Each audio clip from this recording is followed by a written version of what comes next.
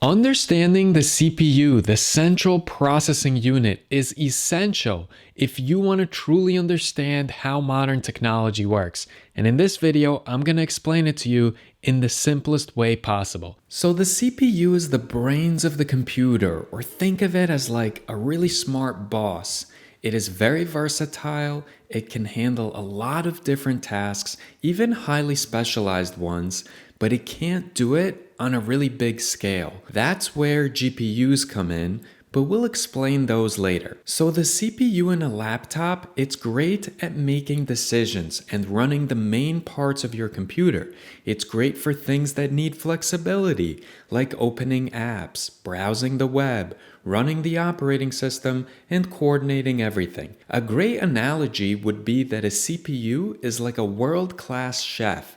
They can cook anything from a 5-course French meal to a complex souffle, but they can only cook 1 or 2 dishes at a time. This is where GPUs can come in handy, but again, we'll get to those later. Now, it's really important to mention cores which exist within CPUs. So a core is an individual processing unit within the CPU.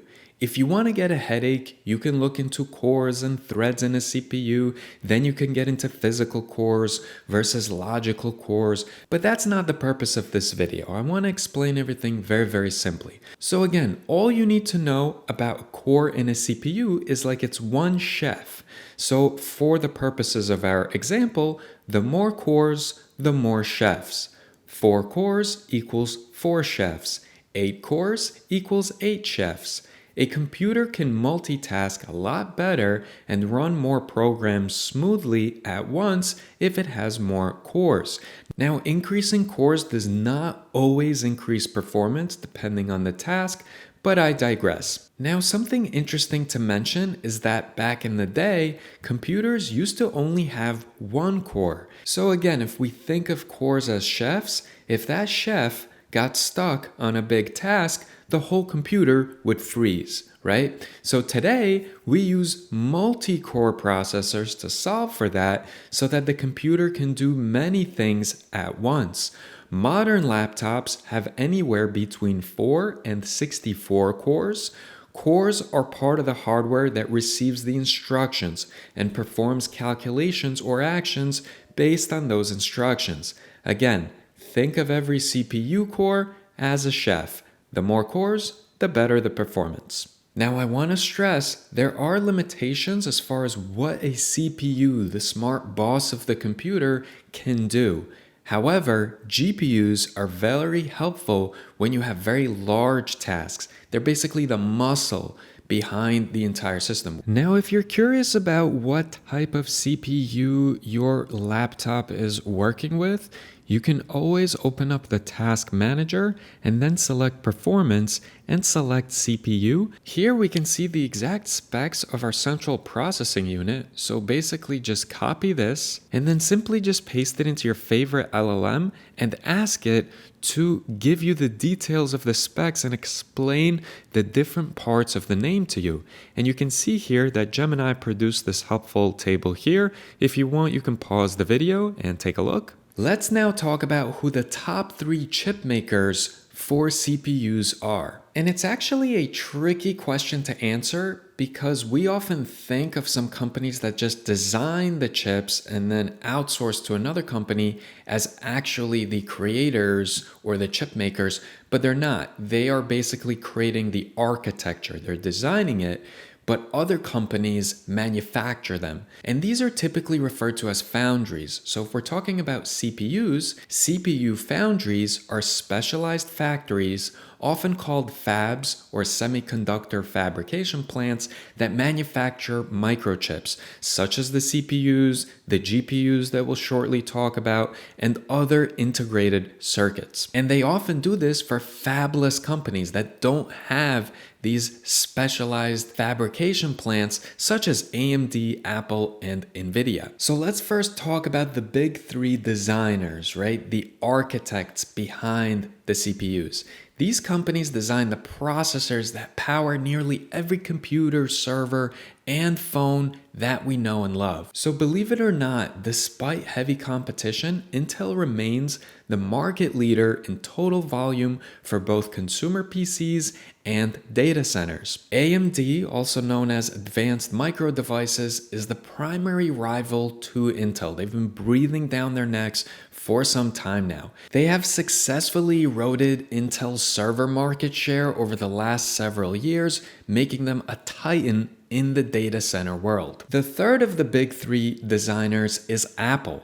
So while they only make chips for their own devices, Apple is now considered a top-tier chip maker due to the massive success of Apple Silicon M series. We do have to give honorable mentions to Qualcomm for phone and Windows on ARM CPUs, MediaTek for mobile embedded CPUs, and Amazon, Google, Microsoft for custom data center ARM CPUs. If you're wondering why I did not mention NVIDIA, even though it's the world's most valuable semiconductor company, it's because they're primarily known for GPUs. However, important to note with NVIDIA, their Grace CPUs and Vera superchips, they are rapidly becoming a top player in the high-end server CPU market. So definitely keep an eye on NVIDIA. Now again, what I just listed are fabless companies for the most part, except for Intel, because Intel actually does have fabrication plants that it can use to create the actual designs that they have for their CPU chips. But when I mention fabless, what I'm referring to is when a company is able to design, but they don't have the actual manufacturing capabilities and they outsource that. If you're curious who actually makes the physical silicon, the behemoth, the undisputed king is definitely TSMC. Taiwan Semiconductor, located in Taiwan, a lot of geopolitical tension. Their notable customers are Apple, AMD, NVIDIA, Qualcomm. They manufacture some of the most advanced chips, and it's really difficult to compete with them. The primary alternative to TSMC is going to be Samsung Foundry. And then the third, I would mention Intel Foundry, because Intel does now manufacture chips for other companies like Microsoft alongside their own products. Intel actually revolutionized technology by creating the first CPU ever in 1971. The Intel 4004. This first microprocessor was created for a Japanese company so they could use it in their calculators. If you just take a moment and zoom out and just think about it, we humans created this technology, these microprocessors, these CPUs. That is astounding. There is something so scientifically magical about it all. The idea that we were able to devise these beautiful, powerful pieces of technology. So please do not be intimidated, even if you don't have a tech background, into jumping in and learning about technology. It is in our everyday lives. It's here. We may as well learn as much as we can about it. And with that being said, I hope that I helped clear some things up about what a central processing unit is.